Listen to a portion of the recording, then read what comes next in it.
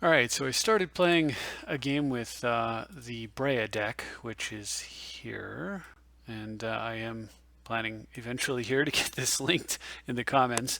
I haven't quite got there yet, but anyway, so I'm playing a game with the Breya deck, and Magic Online crashes, and I can't get logged back in, and I lose a game I should have won, and it was a cool game, and I wanted to show it to you, but rather than try to fight over that, I start a new one, and I get one of the most amazing comebacks I've had in a very, very long time. And I am very much hoping that this actually plays through. So let's see what happens. So I have to mulligan to 4 against a guy playing mono blue. And I do seeing a Mishra's Workshop on top of my library, which I tuck to the bottom. I get first turn Skull Clamp, and then I have an opportunity to wasteland him, so I do. He strip mines me. So at this point, I'm thinking, okay, well, I've got Brainstorm to recover. I do have a fetch land. And if I can just get the 4 mana with Skull Clamp, resolve my commander against mono blue, and he doesn't steal it, then I have a way to get back in the game. So I sack my fetch land to Brainstorm so I can hit my land drop, and he interdects it. So at this point in the game, I have gone through 3 lands on a mulligan to 4, and I have nothing except some 4 drops, a 5 drop, and a Brainstorm. Oh, I got a Skull Clamp in play. But I top deck City of Brass, so I'm still in the game, right? I think right there where I don't have any land is probably the point where either the first time when he wastelanded me to no land or the second time when he interdicted me to no land is probably the point where I could see heavy temptation to scoop. But I decided to stick with it, and I'm rewarded with 2 top decks, a City of Brass and a Wooded Foothills, which means I can use my Brainstorm as a Ancestral Light to try to find more mana. And look what I brainstorm into. It's so nice. Tithe. Tithe is so strong. So I only need 4 mana. I have to put two cards back first of all. So I only need 4 mana, and Tithe will get me the next 2 land drops I need. From there I can go into Dynamo, and then I can move into like the Abyss and stuff. And the Abyss is pretty good against mono blue when they're trying to play creatures you control have horsemanship. So clearly he's trying to play some kind of mono blue beats. So I decide that I'm going to actually, as crazy as it is, and as mana screwed as I have been, I'm actually putting Hallowed Fountain back, and I'm putting Tezzeret back because the game plan here is Thran Dynamo the Abyss, and I want to try to resolve the Dynamo. If it resolves, then I can push for the Abyss, and if he has a counter, I can muddle to get the Abyss on the table. So that's the game plan. So I tithe and I go get Tundra Scrub. Since the plan is the Abyss, I want to back up Swamp. Normally I get 2 planes. And I drew Force of Will. So very nice. So land go.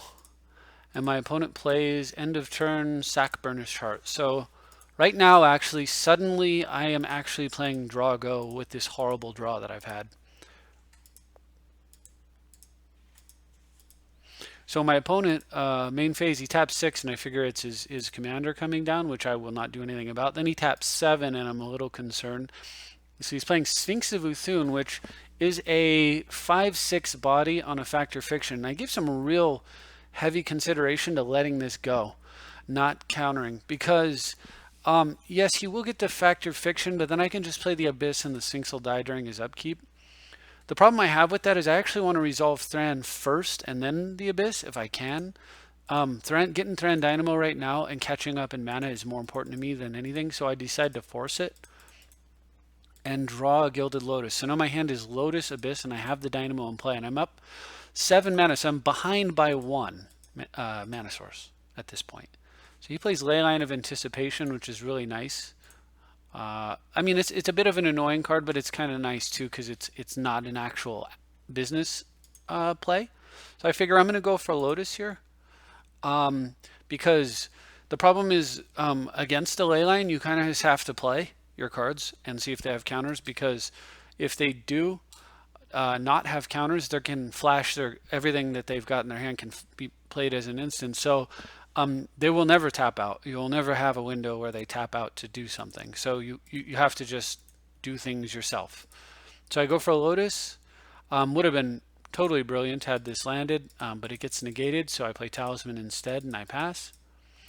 Still, 7, 8, 9 mana on his side, 4, 5, 6, 7, 8 on my side, and I rip a mana drain off the top. So it's 2 cards in hand to 2, and I like my cards.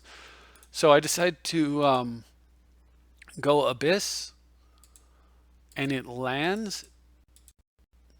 And so I'm feeling pretty good now. I mean, he can't play his commander end of my turn. Well, he could. He could just run it right into the old Abyss there. So his turn he plays Loxodon and Warhammer. This is making me very happy. I drew a Toxic Deluge, which doesn't look like it'll be super useful with the Abyss controlling the board, and I decided to pass. So my goal here is to get Breya down and clamp it. And once I clamp Breya, not clamp it, but the tokens. And once I do that, it's a draw 4. And since I have enough mana to play Breya with 1 blue left, I'm waiting for that second blue to show up so that I can make the play with a counter backup. And I get Arid Mesa. So now I've got my Volcanic Island, so I go ahead and just clear my attack step and then slam Breya down. And it resolves. Totally awesome. So Thran Dynamo, let's start drawing some cards. Draw 2 and draw 2. I find a Mana Vault, Scroll Rack, Impulse, Vandal Blast. So with 1 left over, I can play the Mana Vault and ship the turn back to him. And at the end of my turn, he plays 10 mana, a Kozilek. So I read Kozilek very carefully just to make sure what's going to happen is what I think is going to happen. And the bottom line is he's going to draw 4 even if I counter it. And it will die to the Abyss because the Abyss will trigger during his upkeep before he has a chance to play another creature. So he did play a draw spare.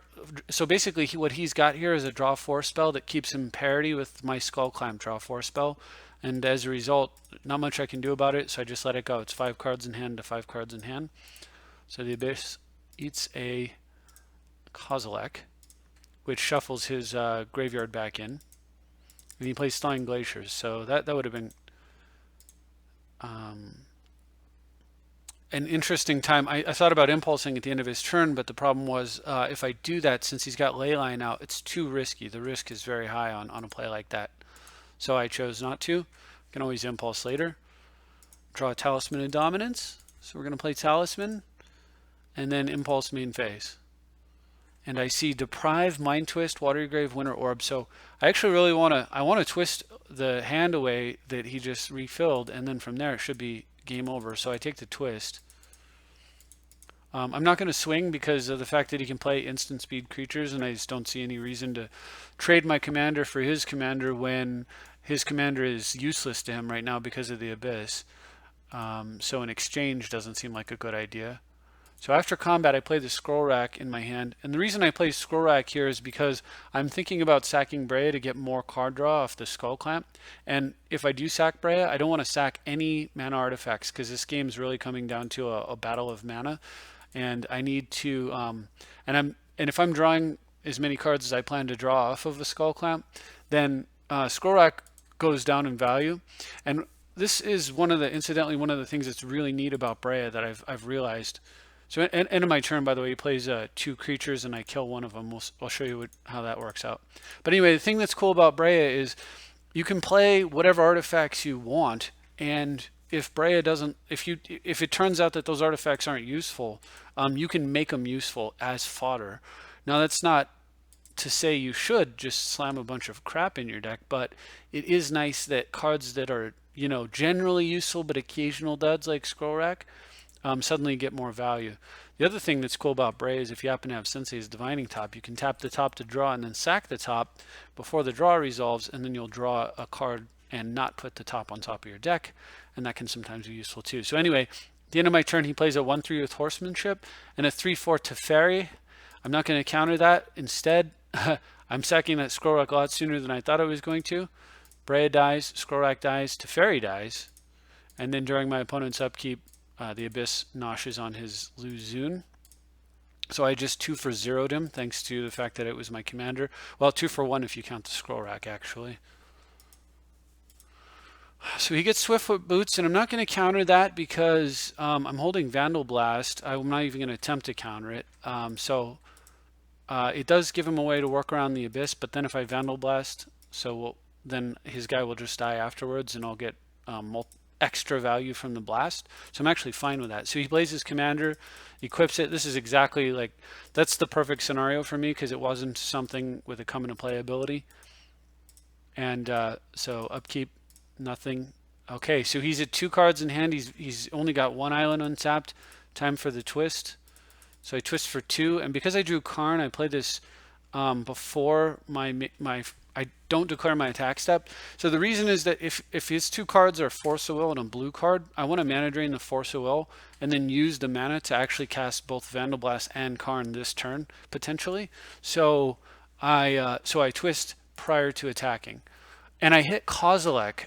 So he's naturaled into that second Kozilek because it got shuffled in. So anyway, his hand's shuffled away, so we don't have to worry about Kozilek anymore this game. And I Vandal Blast, clearing all of his artifacts out and setting him up for his commander to die. He does get to Thawing Glaciers, so he gets a card in hand. Strangely enough, he doesn't Phyrexian core any of the artifacts I killed. I guess he's not worried about 1 life. And I thought about, do I have enough mana to play my commander here? But I'm actually a land short, first off, and secondly, with a mana drain and my opponent essentially having no cards in hand, I'm just going to chill out, because whatever he draws, the one thing he draws, I can counter, and that's it. He's out of gas. So he plays Thawing Glaciers, and I take some damage from Mana Crypt. I drew Whir, so I'm feeling real good here. So with that in mind, I clear my attack step, because now I'm not interested in spending mana unnecessarily. And I'm going to go ahead and I want to mana drain and push it to the next turn if I can. So I'm going to go ahead and cast Karn and try to take that card out of his hand, forgetting, of course, about Leyline. I should have just probably tagged the Leyline. He would have cast whatever's in his hand, and then after that, we can move on. However, if the card in his hand is a land, I can hit it this way. But on the other hand, if it's a creature and I minus Karn, then I have to counter or Toxic Deluge if it's a creature that survives the Abyss. So it's a low probability. But on the other hand, if I plus Karn up, I mean, what's going to deal 10 to Karn, right? So in response to the effect, he taps 10 and casts Kozilek for the 3rd time this game. Like, is the shuffler just giving him what he wants or what? So I think about it and I decide I'm going to actually mana drain the Kozilek. And the reason I'm mana draining the Kozilek is 10 mana is going to be very nice with a Whir in my hand and a Breya wanting to come down and get clamped. And since he is Kozileking, but he is not able to do anything with all 3 cards, so Karn does get at least an island out of his hand. So it does take a card out of his hand, so he end step preordains. So insane. This guy's drawn triple Kozilek against me. Had like very good disruptive early game, and this incredible comeback power thanks to the 1 card. So anyway, he kills my City of Brass, so I'm completely tapped out. He has a window to do whatever he wants here. And what he wants to do is apparently play the Loxodon Warhammer that I also shuffled in his deck. So it's like, what's wrong with the shuffler? He drew the same 4 cards, shuffled them back with Kozilek, drew Kozilek again, shuffled it back with Kozilek, drew Kozilek again, and then drew the Loxodon Warhammer. Like, this guy, it's almost like I hit him with a stunted growth. It's my stunted growth Howling Mind deck is what it is. And for if you don't know what stunted growth is, you should check it out. It's a pretty cool card. Anyway, so I draw Swords to Plowshares, and I have 10 colorless mana, and I have a Karn in place. So let's get to work. First, I'm going to go after hand, only because I want to take any tricks that he might have out of his hand. Be it the possibility that one of those is a counterspell, I want it gone. If so he, on the other hand, so what did I exile the second time? I got another island. So at this point, I'm thinking it looks pretty good. So let's run out Breya and see if I can. I have so much mana that if he counters it, I can just replay it anyway. So you can't really afford to counter it, which means it's clamp time. I'm going to start digging. Now I'm looking for a blue source so that I can just have Whir up and ready. In response to the Clampy Thaws, which is silly, I draw Dak Faden and Duretti off of the first clamp. So I clamp again and I draw Dimer Signet. It's not the island I was hoping for, but it actually turns out to be a little bit better this time because it came with an Imperial Seal. So I've still got 4 colorless after casting the Signet. I play the Signet and I can feed black into the Dimer Signet and get a blue out. So I have the potential to, there's some thought that has to go into how I want to play this out, because I was intending to Whir into a Winter Orb so that if he gets Kozilek for the 4th and 5th and 6th time, maybe I can stop him from casting it. But also, on the other hand, I think, you know what, if I do this differently, if I get Winter Orb in a different way, and save the whir, I can use whir on his turn to tap my winter orb and untap all of my lands down the road. And I kind of like that a little better. So I play Dak Faden with a black and 2 colorless floating, cast Imperial Seal to go get Winter Orb, and then I'm going to Dak Orb into my hand and throw away the Toxic Deluge at this point. I'm holding Swords to Plowshares. And my opponent scoops. So can you believe that? He doesn't even let me get the orb. He just gives up. So can you believe that? And what's great about this position, by the way, is not only am I going to play orb here, but I'm sitting on a dynamo. So if my opponent tries to steal Breya, I'm just going to sack it. Anyway, so if you go back and look at the position I was in, twice this guy had me to no mana after a triple mulligan, no lands in hand, nothing. And also he drew 3 or 4 Kozileks with 10 mana over there, able to cast them most times except for the time I caught it in the twist. So he drew tons of extra cards. Basically, as far as who was favored to win, I was pretty much a dog on this one. But I think I took the right lines of play that allowed me to capitalize on hitting cards that I needed. And then fortunately the deck, came together for me and I did hit those cards. So, and that's ultimately, I think that's really what you got to do. You got to, you definitely have to, in a bad situation, you have to figure out what are the lines of play that will let me win if I get lucky and draw what I need. And then what do I need to draw? And that way you can put it together and say, well, what's the likelihood of this happening? I mean, if the likelihood is impossible, then, scoop. But otherwise, well, you get games like this. And I was pretty excited about that. I had a lot of fun, and I hope you enjoyed watching it as well. And thank you. I'll see you next time.